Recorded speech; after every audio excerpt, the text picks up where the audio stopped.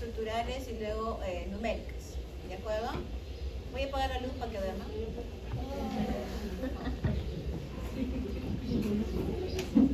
Porque la profesora también está un poco de... Por el calor molesta, ¿cierto? El calor malogra el alma. Y peor que no he tomado café. ¿Qué tienes? No, para que me cambie sencillo, no tengo plata. Ahí, después te lo voy a recrear. ¿Ya? Vamos a hacer primero las anomalías estructurales, les doy un receso y después hacemos las numéricas hasta el final de la clase. ¿De acuerdo? Vamos a hacer un receso a mitad de la clase. Fácil. Vamos a empezar entonces. La cromosomopatía significa que vamos a ver la parte de la clase de mutaciones estructurales y genómicas. Entonces, en ese día yo ya expliqué detalladamente cómo ocurren cada una de esas mutaciones, por lo tanto, cuando comience a hablar de ellas voy a mencionarlas, ¿de acuerdo? Porque ya lo hemos explicado.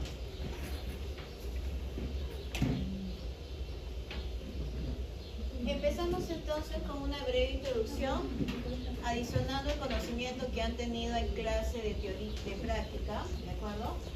Menciono las mutaciones cromosómicas y hacemos los casos clínicos. Listo. Ya sean mutaciones numéricas o mutaciones estructurales, siempre vamos a tener un fenotipo determinado, siempre, que es el de retraso mental o intelectual. Después vamos a ver más manifestaciones clínicas por cada tipo de anomalía.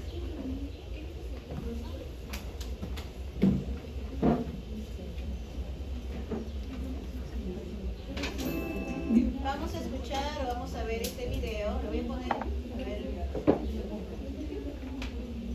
lo voy a adelantar para que no se vea más. Bienvenidos un día más a nuestro canal de embarazo y bebés. ¿Es posible tener un embarazo saludable después de los 35? ¿Qué riesgos y recomendaciones debes de tener en cuenta? Despejamos todas tus dudas. Si eres un visitante nuevo, suscríbete al canal cliqueando aquí abajo. Publicaremos nuevos vídeos todas las semanas. Desde que una mujer nace, tiene una cantidad de óvulos limitada que disminuye con la edad. Además, la calidad de estos óvulos ya no es tan buena y esto puede hacer más difícil que consiga un embarazo. Espera, no todo son malas noticias. Siguiendo un estilo de vida saludable y contando con la atención médica adecuada, es posible tener un embarazo saludable y un bebé sano. Aunque no debes olvidar que los riesgos aumentan y necesitarás más controles. A continuación, vamos a ver cuáles son los riesgos de quedarte embarazada después de los 35 y cuáles son los cuidados que debes de tener para disfrutar de un embarazo saludable. Riesgos de tener un embarazo después de los 35.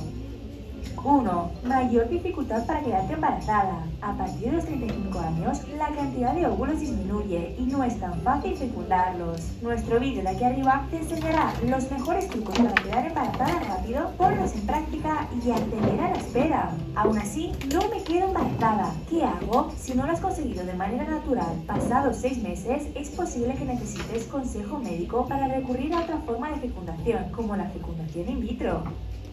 2. Problemas de salud en la mamá. Superados los 35, es más frecuente que aparezcan algunos problemas de salud como el aumento del nivel de azúcar en sangre o la presión arterial elevada. Debes controlar ambas cosas desde antes de quedar embarazada. 3. Problemas de salud en el bebé. Tu bebé también puede sufrir algunas complicaciones. Es más probable que el parto se adelante y nazca con bajo peso o que aparezcan problemas genéticos como el síndrome de Down. Hoy en día existen algunas pruebas médicas no invasivas que permiten detectar de forma precoz el ADN del feto. 4. Aumenta la probabilidad de perder al bebé. El riesgo de sufrir un aborto aumenta con la edad debido a la baja calidad de los óvulos y a la mayor probabilidad de sufrir enfermedades durante el embarazo. Conoce las 7 enfermedades más peligrosas durante el embarazo con nuestro vídeo de aquí arriba. Mantenerte informada te ayudará a poner remedios para prevenirlas. Consejos para tener un embarazo saludable después de los 35. 1. Habla con tu médico. Ellos valorarán tu estado de salud y te darán todos los consejos necesarios para mejorar las probabilidades de concebir y tener un embarazo saludable. 2. Mejora tu dieta. Desde antes de quedar embarazada, es importante que tomes alimentos ricos en ácido fólico, hierro, calcio y vitamina D. Tal y como comentamos aquí arriba, necesitarás algún aporte extra antes de quedar embarazada. Son las llamadas pastillas prenatales y sirven para que el bebé reciba todos los nutrientes necesarios para un crecimiento sano. 3. Haz ejercicio. Mejorarás tu estado de salud y te sentirás llena de energía. Mantente activa durante todo el embarazo para fortalecer tu cuerpo. Esto te ayudará a afrontar mucho mejor el embarazo y el parto. 4. Sigue un estilo de vida sana. Evita el alcohol, el tabaco y cualquier sustancia nociva para tu salud y la de tu bebé. Además, debes evitar la medicación sin receta y el estrés. Si has decidido tener un bebé después de los 35, ¡adelante! Nada impedirá que tengas un embarazo sano si sigues las recomendaciones de tu médico y te cuidas desde antes de concebir a tu bebé. Recuerda que los tratamientos de fertilidad también pueden ayudarte a tener un bebé si no lo consigues de manera natural. ¡Mucha suerte! ¿De qué está hablando el video para las que sobrevivieron?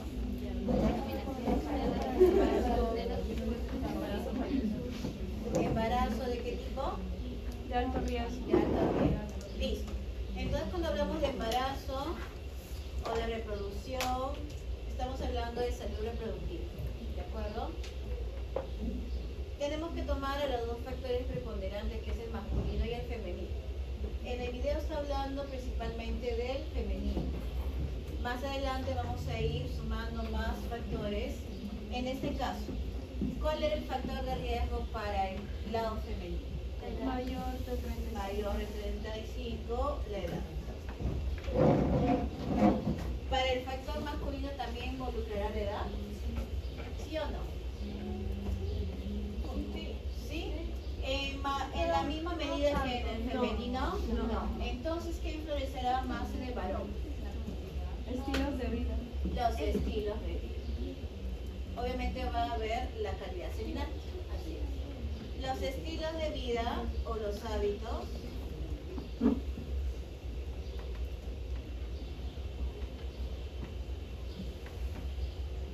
de vida va a marcar más en la salud reproductiva del varón.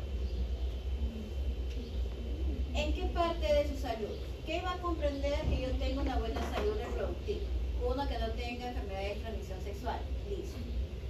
¿Qué más? ¿Con qué me reproduzco? Hago el trámite, ¿cierto? Hago el trámite de intercambio de qué? ¿Intercambio de qué? ¿De qué? Uy, no, por favor. Ese es otro horario. Estamos en horario protección al menor. ¿Qué voy a intercambiar o qué es lo que le va a dar a la mujer para que haya embarazo? Los gametos. Entonces, por lo tanto, dentro de la salud reproductiva tengo que cuidar la gametogénesis de ambos, de mujer o de varón.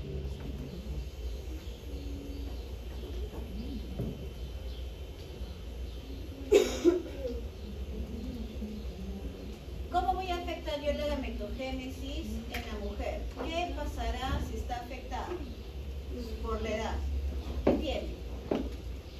En el video mencionaron una cosa, que era la reserva ovárica. ¿Cuántos gametocitos viables tengo? De los viables, ¿qué les puede pasar? ¿Qué enfermedad decían que ocurría? Síndrome de Down. ¿Cómo se cubrirá el síndrome de Down? Trisomía. ¿Cómo se generó entonces esos gametos? ¿Qué le pasó?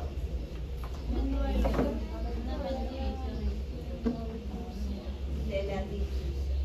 Entonces tengo aquí no disfunción.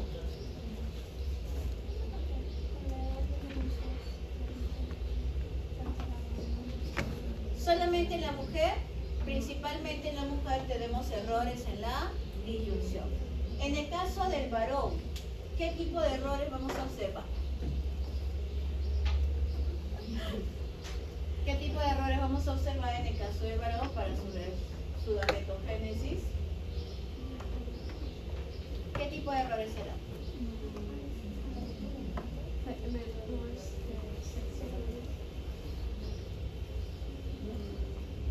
pasar?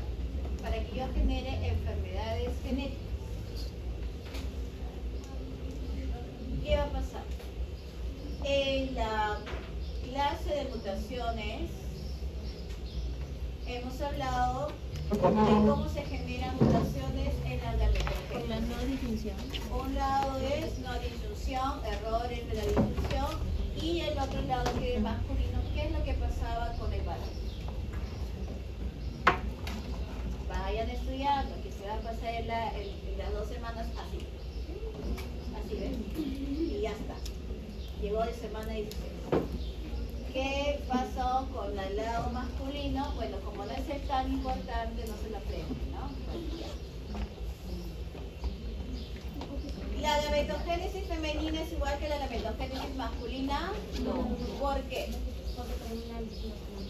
En distintos puntos. Entonces, la gametogénesis masculina lo puede hacer desde el inicio hasta el final, durante toda su vida reproductiva. En cambio, la mujer tiene etapas en su gametogénesis, por lo tanto, tengo un tipo de célula toda vida. Por lo tanto, como la gametogénesis va en el varón desde una gametogonia hasta un espermatozoide, ¿en qué parte de esta gametogénesis yo tendré un error? Ya en la meiosis, pero dijimos que esto no pasa con mucha frecuencia. ¿Qué es lo que va a pasar? ¿Qué constituye la gametogénesis del varón? ¿Desde qué momento empieza gametogénesis? No la meiosis. Desde esa primera. Ya no estamos hablando de esa. Desde la pubertad, ¿qué cosa teníamos? Gametogonia. Para entrar a la gametogonia, al ciclo de la meiosis, ¿qué tiene que pasar? ¿Directamente empieza la gametogonia, la meiosis en el varón? No. Entonces, para entrar a la meiosis, ¿qué célula entra? ¿Cómo se llama la célula? ¿Cómo se llama? Espermatocito primario. El espermatocito primario. Entonces, ¿el espermatocito primario es igual que la gametogonia o la espermatogonia? No. ¿Cuál es la diferencia? Que ha hecho una maduración. Por lo tanto, esa maduración significa que había pasado por interfase. ¿Qué pasa durante la interfase? ¿Qué pasa durante la interfase? Si yo tengo estilo de vida, me gusta tomar un montón de bol, alta, me siento todo el día con unos pantalones que no me puedo mover, ¿qué tengo? Puede ocurrir la varicocele, entonces aumento de temperatura, por lo tanto, infertilidad. ¿Por qué? Tengo desde las primeras células las gametogonias.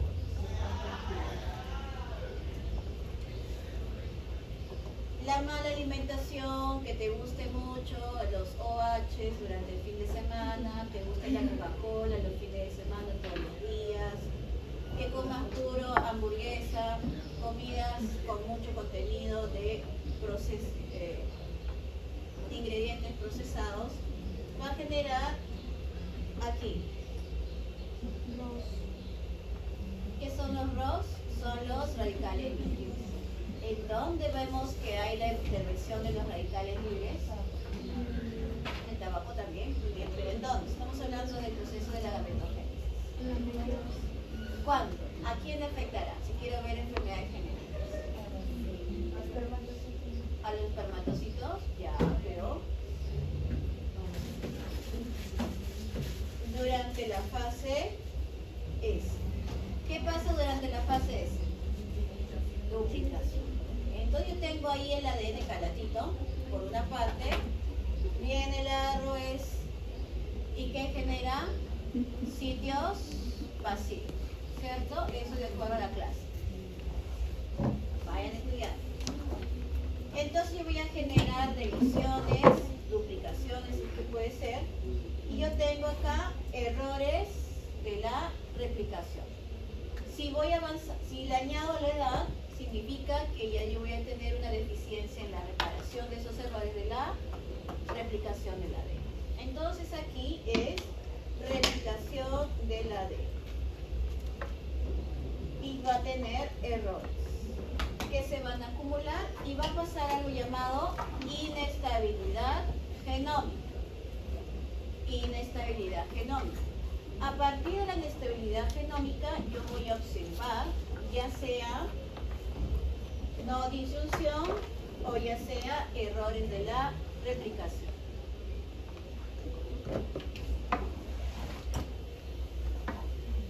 Ya. ¿Algo más que agregar con respecto a lo que hemos hablado? Vamos a avanzar. La profesora ya se ha olvidado. Empezamos. La citogenética clínica no se llamaba así al inicio, solamente citogenética, porque los estudios, la creación de la citogenética empezó con los cromosomas humanos. Por lo tanto, cuando se hizo el estudio de los cromosomas humanos por estos dos señores que se llaman Tillo y Levan, descubrieron esto, que es 2n igual a 46. ¿Qué es 2n igual a 46? ¿Los cromosomas de qué? De ser humano. ¿Cómo se llama esto? Número diploide. El número diploide se puede obtener de cada ser vivo, de cada especie, y es característico. ¿Puedo tener plantas, animales que tengan la misma cantidad de cromosomas? Sí. De acuerdo, menos nosotros, pero por ejemplo, el mono y el orangután tienen la misma cantidad de cromosomas. ¿Qué más determinaron ellos? Si ustedes lo han utilizado en clase, ¿cómo se llama esto? El cariotipo.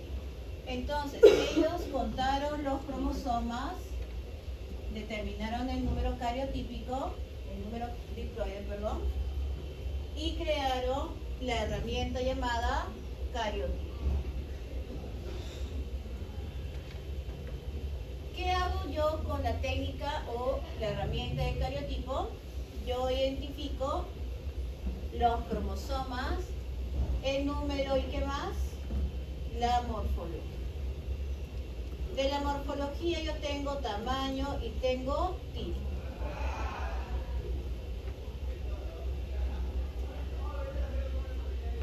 ¿Cuáles son los tipos de cromosomas? Ya lo vamos a ver más adelante, aunque ustedes ya lo saben. Como he utilizado el tamaño, el tipo de cromosoma y el número de cromosomas, yo he podido hacer la clasificación en pares cromosómicos.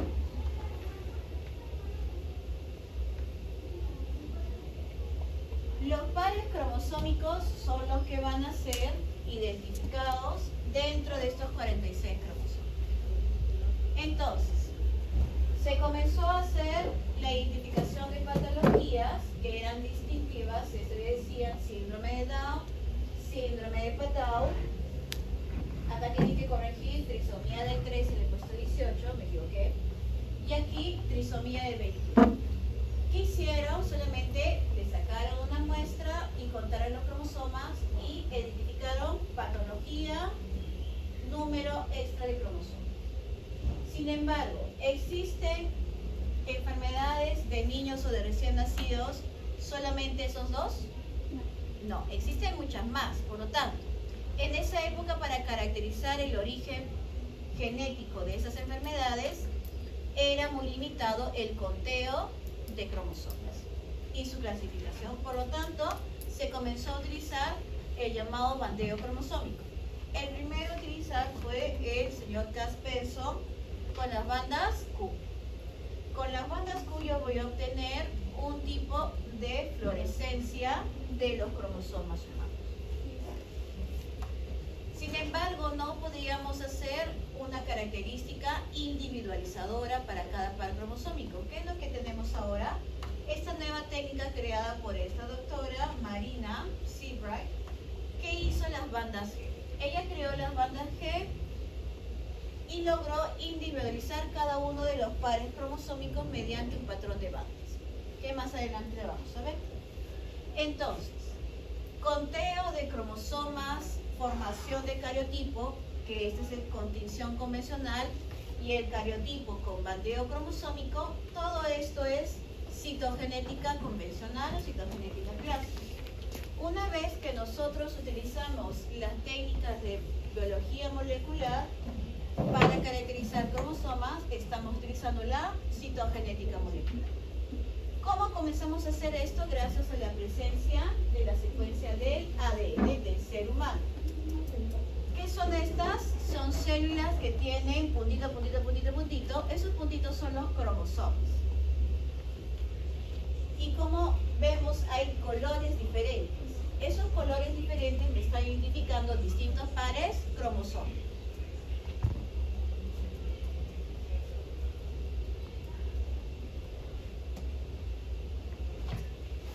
¿Qué indicaciones vamos a utilizar para mandar a hacer un análisis citogenético? En el video y la semana pasada hemos utilizado los problemas de fertilidad y ahora el embarazo de riesgo. ¿Qué nos queda por observar? Son los problemas precoces en el crecimiento y desarrollo. ¿Qué significa? Que yo puedo encontrar cuando me voy a ir a mi centro de salud, que los niños van porque, doctora, ¿qué pasa? ¿Qué podría pasar? Tiene bajo rendimiento en el colegio, está repitiendo del año y no es porque no estudie. Viene a consulta, tiene 13 años y mide 1 metro, 1,20 metros. Crecimiento deficiente. Entonces, cuando tenemos eso, vamos a decir, ¿todos mis casos van a ir a citogenética? No. Tenemos que incluir una clínica específica. No solamente compromiso del neurodesarrollo, sino también rasgos faciales o rasgos motores. Neoplasias que se utilizan para el diagnóstico de cáncer, leucemias, o que tenemos dentro de nuestra familia problemas de fertilidad, neoplasias o este caso de aborto dentro de una familia o de nacidos. En este video vamos a observar, a ver si todavía tengo aquí sí está bien. Desde el mes de octubre, en Neolife, comenzamos a realizar un estudio genético muy solicitado actualmente, que es el cariotipo convencional, es decir, el estudio de la dotación cromosómica de cada paciente a través de una simple muestra de sangre. Este estudio nos permite conocer las características numéricas y estructurales de los cromosomas ordenados de acuerdo a su tamaño y morfología. La determinación del cariotipo es una herramienta diagnóstica que nos ayuda a conocer el estado genético básico del paciente, además de la confirmación de ciertas patologías cromosómicas. A través de ello, otorgarle al paciente como a sus familiares un asesoramiento genético adecuado. Cuando hablamos de reproducción, es importante recordar que 1 de cada 160 nacidos vivos tiene una alteración cromosómica y que al menos un 50% de los abortos espontáneos son a causa de una alteración cromosómica.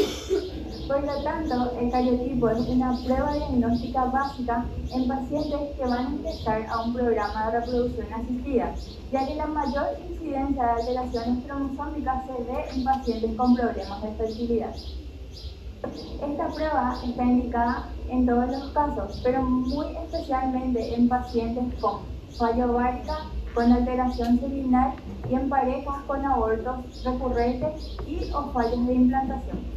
Fuera de lo que sería reproducción asistida, está también indicado para confirmación diagnóstica de enfermedades de herencia cromosómica, numéricas o estructurales, padres con niños con alteraciones cromosómicas estructurales, retardo mental de origen desconocido, ambigüedad genital y mujeres con enfermedades ligadas al cromosoma X, entre otros.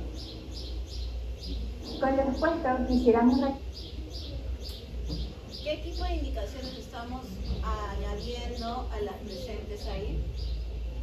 ¿Qué mencionó en el video? ¿Qué otras indicaciones mencionó?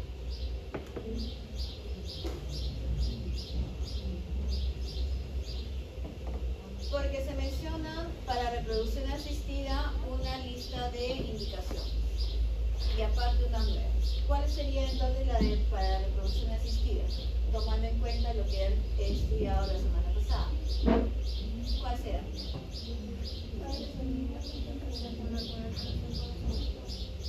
Ya, antecedentes familiares.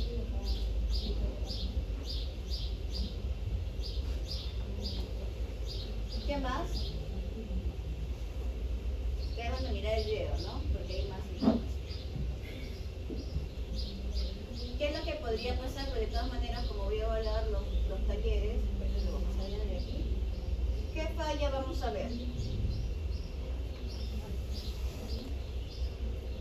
Que me puedo recomendar reproducción asistida.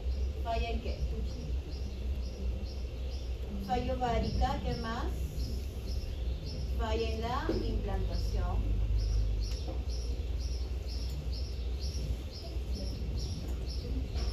¿Qué más que algo importante y que no se ha mencionado en las indicaciones? Que también hay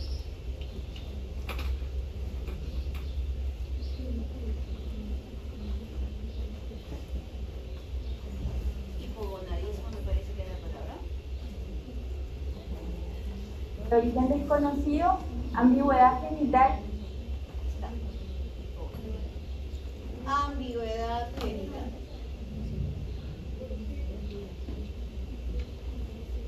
Cuando los niños nacen, ya sean con un clítoris pronunciado, ambigüedad genital.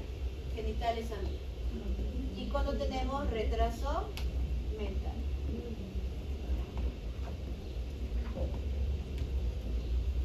Con origen desconocido.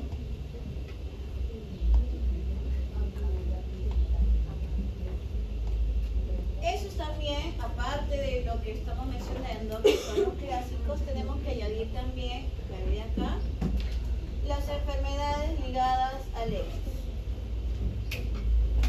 que serían las hemoglobinopatías, principalmente como la, ¿cuál es? La hemofilia.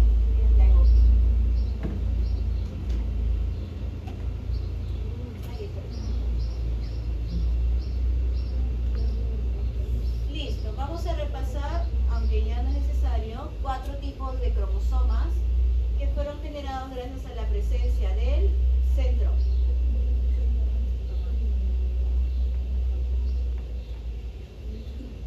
Tenemos 2 clasificaciones para los cromosomas humanos. Estos son, en primer lugar, la clasificación de Denver, que va a agrupar a los cromosomas en 7 grupos de acuerdo a su tamaño y a su tipo. Tenemos los cromosomas grandes, o los largos, lo he puesto aquí. Metacéntricos y submetacéntricos son los grandes. Después vamos con los medianos y terminamos con los pequeños. El grupo más abundante es el grupo C, donde yo voy a encontrar el X. El grupo D y el grupo G son los acrocéntricos, por lo tanto, ya les he mencionado anteriormente, van a formar parte de translocaciones reversoriales.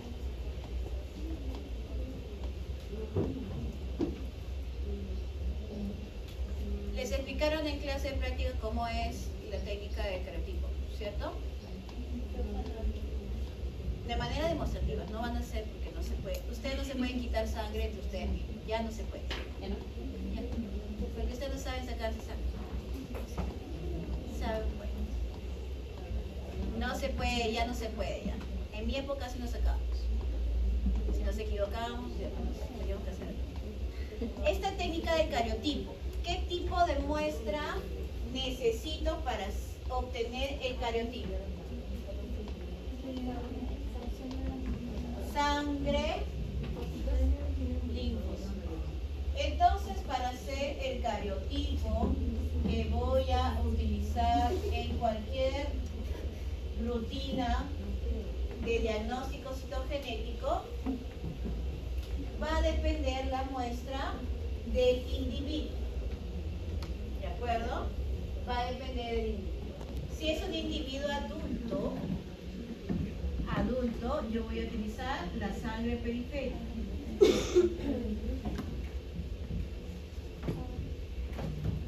Sin embargo, aquí vamos a ver que si es un individuo adulto, puede ser un niño.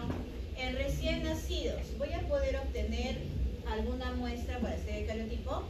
¿Qué le voy a sacar a un recién nacido? Líquido amniótico. ¿Qué le voy a sacar al recién nacido?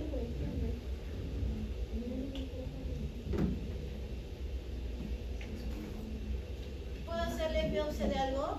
Cordón umbilical. No. Del cordón umbilical. ¿De dónde voy a sacar? Se hace cultivo de, ¿cómo se llamaría las células que hay ahí? Umbilicitos. No existe, ¿no?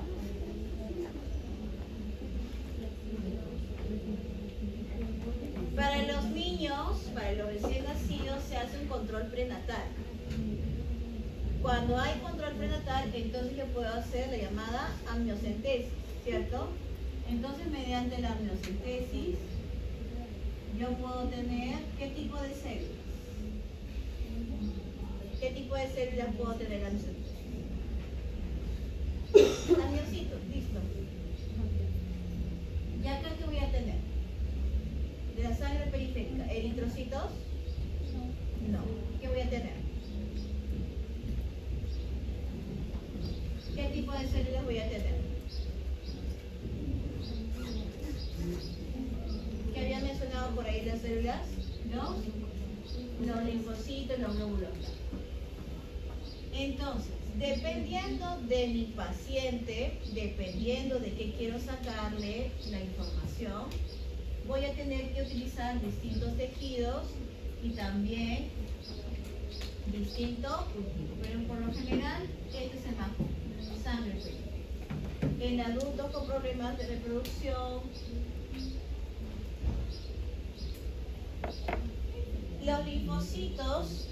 los linfocitos son células diferenciadas, por lo tanto yo tengo que estimular la mitosis de manera anormal. Para tanto yo tengo un mutágeno que se llama la fitohemaglutinina. Esa fitohemaglutinina, ¿qué es lo que va a hacer? Va a promover la mitosis y después tengo que detenerlo.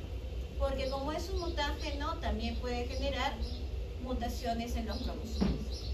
Por lo tanto, solamente son 3 días de cultivo y después tengo que detener con la colchicina o colcina.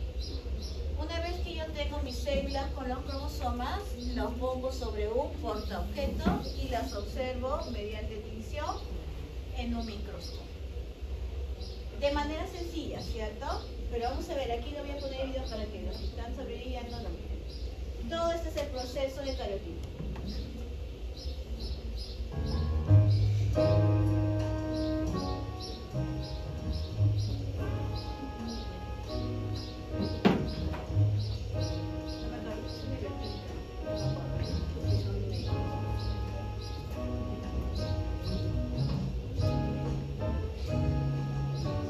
Se están sacando la sangre.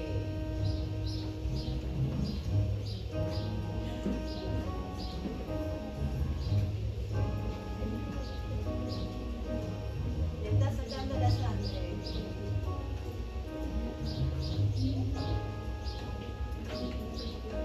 Este es un tutorial. No tanto, es un tutorial.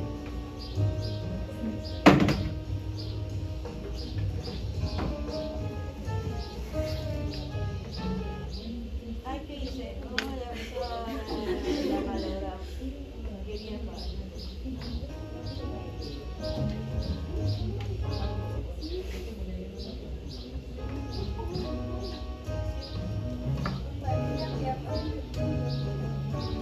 No, para que se quitara la cosita que me le pasó.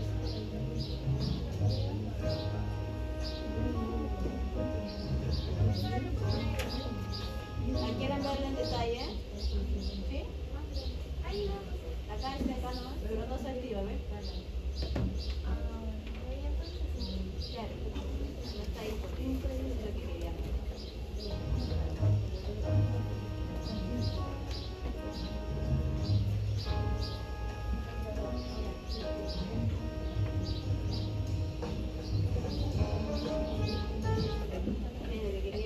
A ver, le voy a poner este video, ¿ya?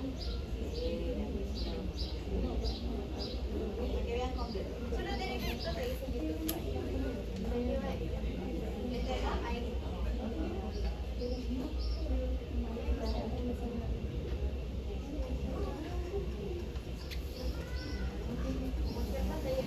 Sí, sí, ahí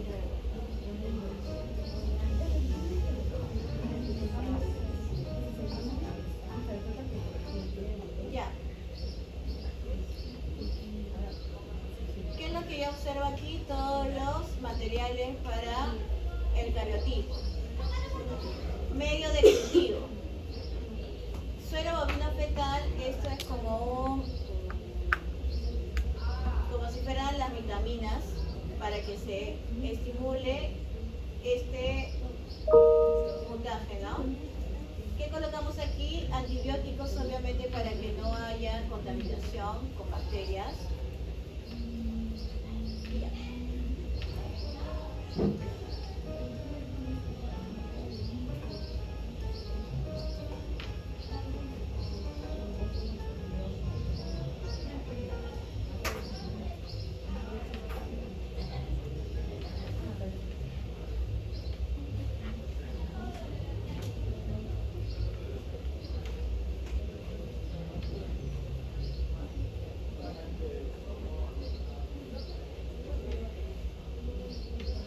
Este franquito se pone de madera horizontal y se va agitando, no se queda así todo paradito, ¿ya? O sea, lo ponen ahí porque así lo necesitan.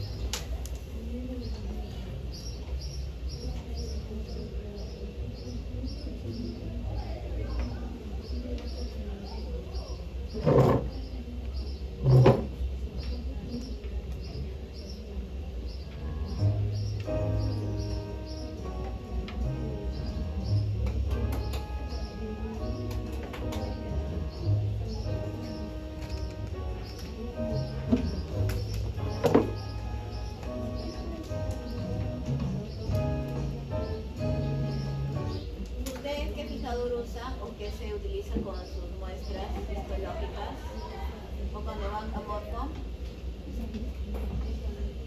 formol, ¿no? Un tipo de formol, ya no se utiliza el formol, sino formol.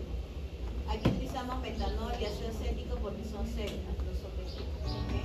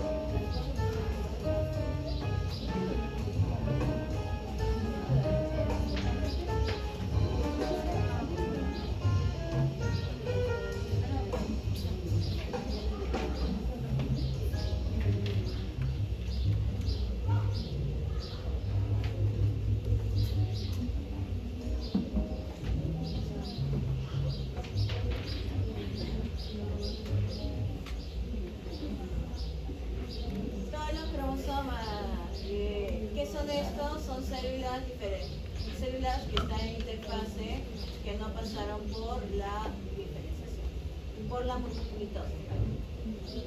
Y de ahí se acabó todo.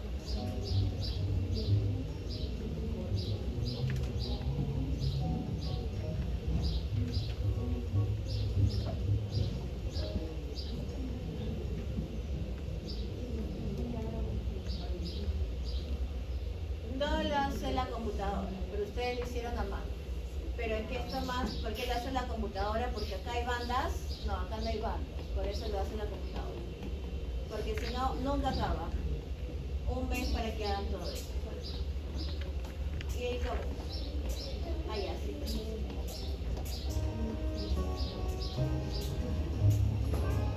Allá, esta es otra cosa.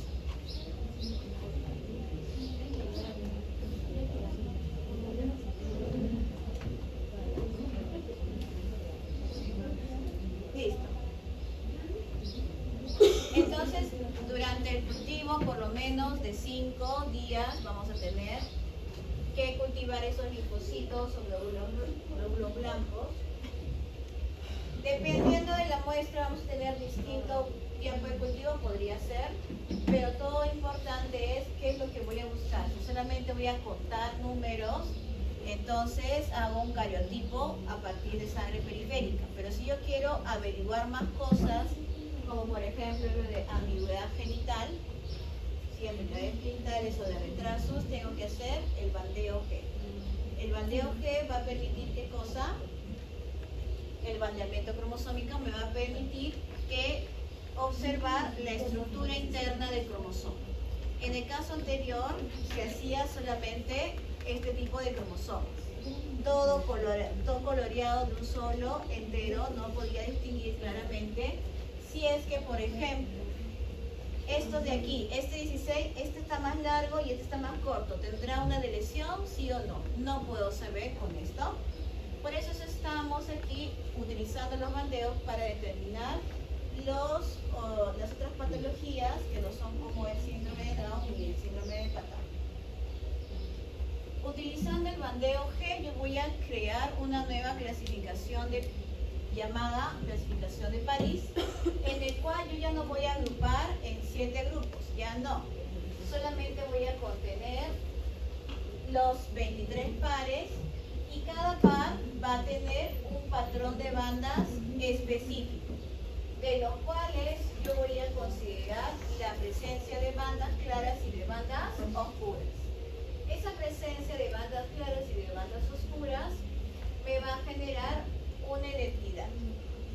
Por lo tanto, cuando yo veo en este caso este dibujito, se va a llamar ideograma porque estoy contemplando el patrón de bandas y que es un promedio para cada par cromosoma.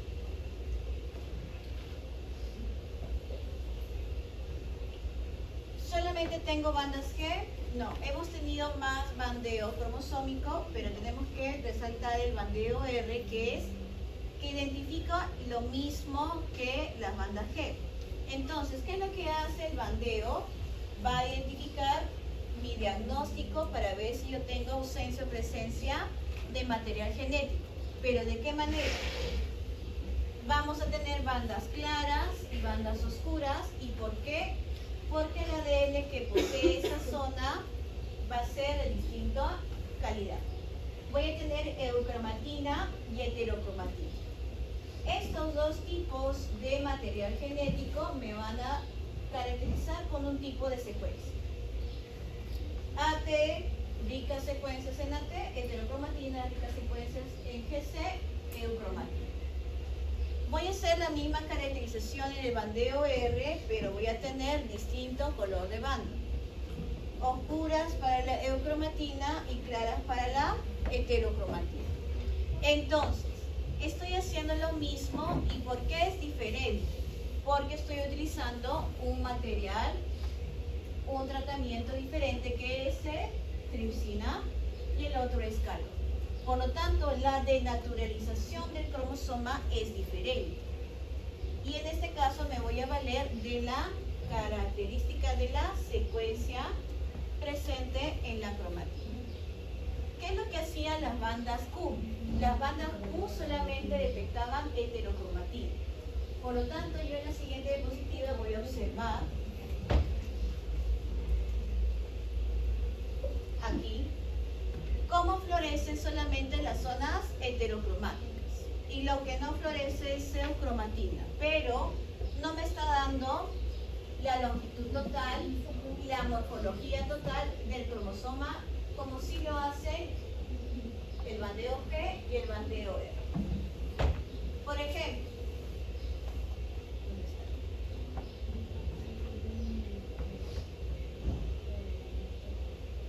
el par 9. En el bandeo G yo tengo una banda central muy oscura, pero acá en el bandeo R tengo un espacio. ¿Qué caracterizo aquí? Heterocromatina, y acá de la misma manera, pero en bandas claras. Por lo tanto, yo voy a tener un patrón de bandas inverso en el bandeo R en comparación del bandeo G. Cariotipo convencional y cariotipo bandeado comprenden la citogenética clásica. Cuando estamos hablando de la citogenética molecular, tenemos que utilizar secuencia específica y conocida. ¿Por qué? Porque hemos utilizado la tecnología del ADN. Entonces, ¿en qué se basa esta tecnología? Se basa en el uso de sondas de ADN. Las sondas